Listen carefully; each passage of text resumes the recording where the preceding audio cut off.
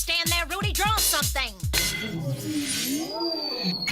A horseshoe. Why didn't you draw an anvil? Don't you watch cartoons? Oh, is that what this is? A cartoon? This review has been made possible by Kristen Frades thanks to his great support on Ko-fi. If you want to be cool like him, please head over to my Ko-fi commission page to learn more details on how you can order your own review requests for a single episode of a cartoon.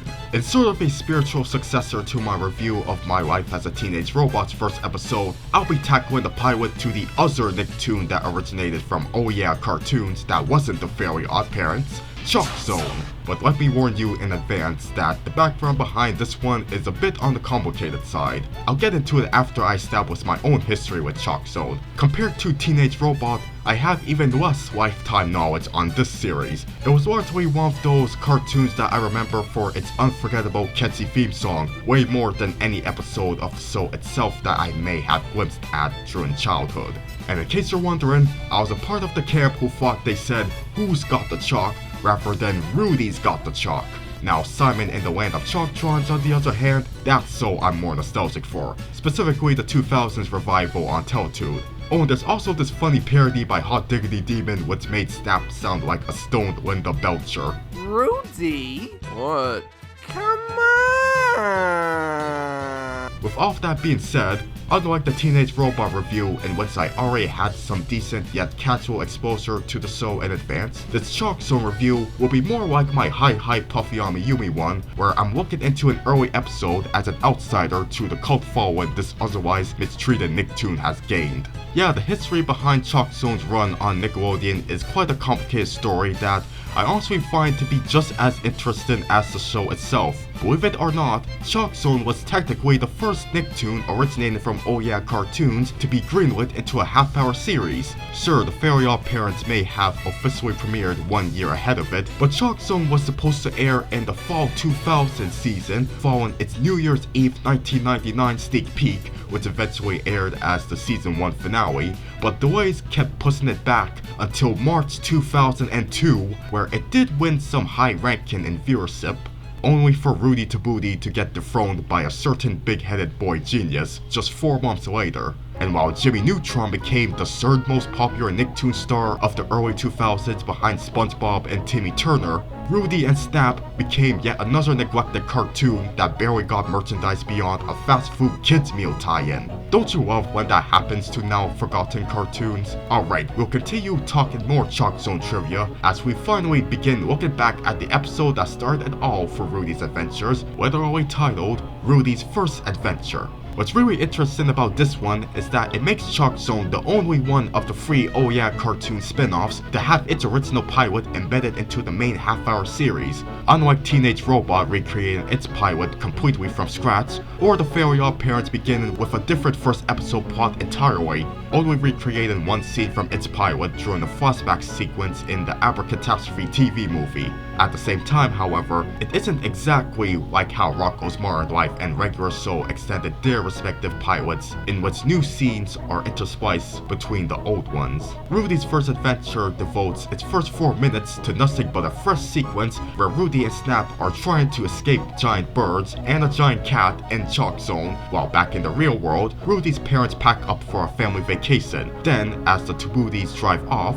we flash back to the original 6-minute pilot from 1998, back when Rudy was 2 years younger than he is in the main series. Speaking of Rocko, when I compare and contrast the opening credits for both versions of the pilot, I can safely assume that George Sheltas, a name I recognize from Joe Murray's series, was responsible for directing this new scene in order to extend it from 6 minutes to 11. Meanwhile, Jamie Diaz retained his credit for directing the Oh Yeah cartoons cut.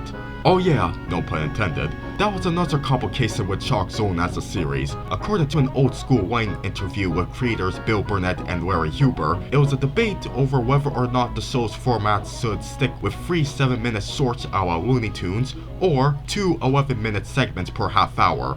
To compromise, they settled with the standard format for a half hour of ChalkZone consisting of an 11-minute story, a 7-minute story, a 4-minute solo adventure with Snap, which old school Wayne's Patricia Miranda nicknamed Snapisodes, and a 1-minute music video. So yeah, that's 4 pieces of content per episode, not counting exceptions. I told you the production history of ChalkZone is more fascinating to talk about than the series itself, right? But going back to Rudy's first adventure, how well does it do at its job to inspire newcomers to watch more episodes? Well, I think the viewing experience might be better when you have its Oh Yeah Cartoons origins in mind to get the context. It is a solid introductory sample of what ChalkZone is all about. The episode's first 4 minutes do serve a purpose beyond padding out the original pilot's length time.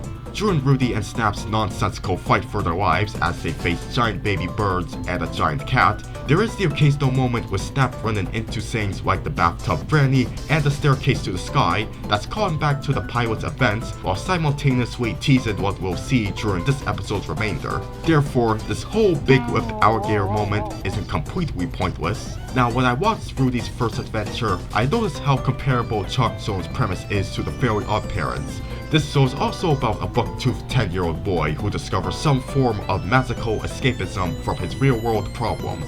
Although, as far as I can tell, Rudy is nowhere near as miserable and mistreated as Timmy Turner. His mother Millie and father Joe seem to be the type of parents who don't see drawn cartoons as a sustainable lifestyle, but they don't appear to be neglectful nitwits to the same extent as Mr. and Mrs. Turner. Obviously, this doesn't mean Rudy lacks any antagonists in his life who justify his need to escape to a fantastical place where his cartoonist skills are appreciated. We have the dopey school bully with the clever name of Reggie Bull Nerd, get it? And the cartoon-hating Rudy Toot-Toot looking ass teacher Mr. Wilter, who punishes Rudy with detention after Reggie tattles on him for creating the character Bully Nerd on the chalkboard as a comeback insult.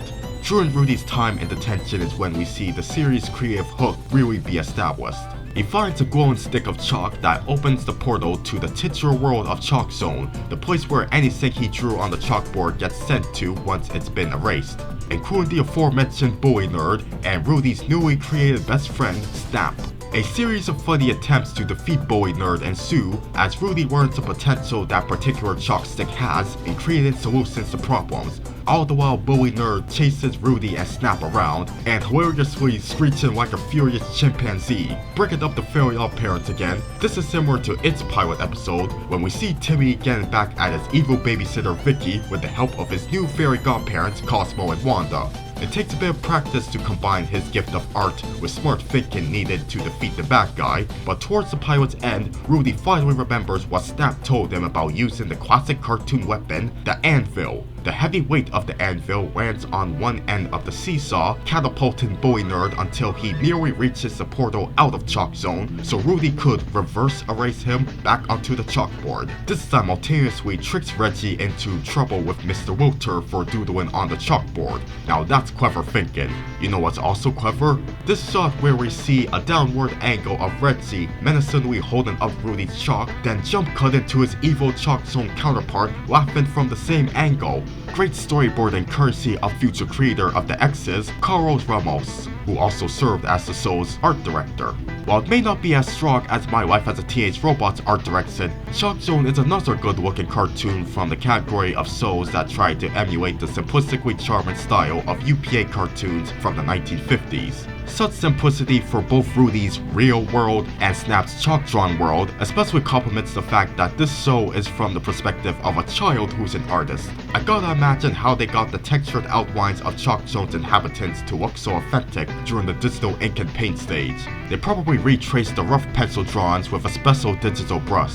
Bully Nerd might be the best looking character in this first episode, with how expressive he is when he's being a threat or being beaten by Rudy and Snap. Of course, I really liked his real-world counterpart Reggie as well, especially thanks to his laughably obnoxious voice given by Candy Milo, which sounds like a stupider version of her Dexter voice. You are very generous. I'll confess, compared to, say, a certain other voice actress who I do talk about a lot over here, I shamefully don't give Candy Milo the praise she deserves for her work. Even when I talked about Dr. Nora Wakeman in my Teenage Robot review, I said nothing of her performance. Well, let me tell you how she rules in ChalkZone. In addition to Reggie, we obviously got her main role of Snap, who speaks with an amusing mid-Atlantic accent. In the long tradition of basing cartoon voices on obsolete celebrities, Snap is based on both Barbara Stanwyck and Katharine Hepburn. While writing this review, I watched a clip compilation of the many times Snap yelled, "Rudy, you gotta draw something!" demonstrating how fun it must have been for Candy to voice the character as it is for us viewers to hear him. Speaking of Rudy, I sometimes forget he's voiced by Buttercup herself, E.G. Daly. Miss Daly's raspy voice may be recognizable, but it surprisingly isn't distracting unless I intentionally make myself remember that she's also the iconic Klasky Csupo character, Mambo from Duckman. On the topic of main characters in ChalkZone, before I finish my review, I need to address the elephant in the room. You may have noticed that Penny Sanchez, the only other kid to enter the chalkboard, was completely absent from the pilot. That's because she falls under the same category as these characters, where she wasn't created during the development stage until a little later. Bill Burnett and Larry Huber said they added her because they noticed how the pilot was very white and male dominated, so the Latina girl Penny was brought in for a bit of diversity in the cast. Even as someone who has barely watched this show in my life, I can agree that Penny was missing from the main character dynamic, despite the pilot still working just fine without her. In addition to Rudy's first adventure, I watched the segment following it where Penny is introduced as the new girl in class and befriends Rudy. It's equally as enjoyable as the pilot, and Penny proved to be a likable little nerd who I low-key speculate is autistic due to her insistence that the spider in Rudy's story he's telling should be more accurate to spiders in real life. I don't know, anyone else have Penny being on the spectrum as their headcanon? But overall, it was not only fun to watch ChalkZone's first episode from a newcomer's perspective, but also to learn more about the complicated production history behind it. I would have to watch more episodes of the series to firmly grasp the common opinion that this is an underrated gem worthy of better treatment from Nickelodeon. But from the little I have seen for this review, while it may not be exactly on par with its fellow OYAG cartoon spin-offs, there's no denying that ChalkZone has a noticeable charm to it and deserves some points for creativity. And you know, given how I reviewed this, Teenage Robot, and Cat Scratch, I feel open to talking about other forgotten Nicktoons that I've been sweeping on, whether it's the Mighty Bee or even the X's. I hope I gave you some good ideas for future review requests, Kristen. In the meantime, thank you for giving me this opportunity to take a break from sweeping on ChalkZone. To everyone else watching, please let me know in the comments if you agree that Rudy's first adventure was a good first impression for the series. Also, feel free to let me know your favorite episodes of ChalkZone. And as always, don't forget to like this video, subscribe for more cartoon reviews, hit the bell so you won't miss them, and drop a pencil emoji to confirm that you watched this until the very end. Yeah, I don't know if there's such a thing as a chalk emoji, unfortunately. Regardless, thanks for watching and take care.